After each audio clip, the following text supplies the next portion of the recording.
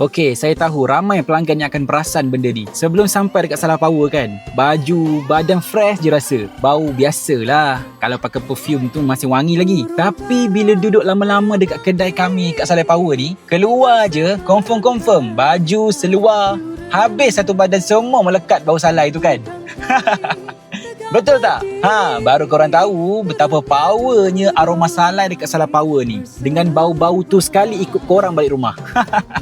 Tapi itulah, just nak bagi tahu dalam video ni, itulah sebenarnya keunikan dan vibes yang ada dekat Saleh Power ni dari dulu lagi. Sebenarnya bau salai inilah yang jadi keunikan Saleh Power. Benda ni memang susah nak jumpa dekat tempat lain. Datang sini, bau tu memang akan ada.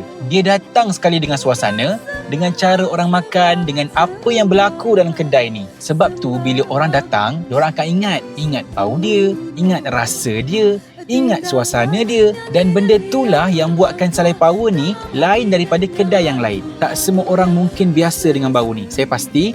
Tapi untuk yang suka suasana kampung, yang suka pengalaman makan yang real, inilah antara benda yang buat orang akan datang balik. Kalau korang nak rasa sendiri keunikan yang ada dekat Saleh Power Jalan Kebun Shah Alam ni, jemputlah datang kedai kami, Saleh Power Jalan Kebun Shah Alam.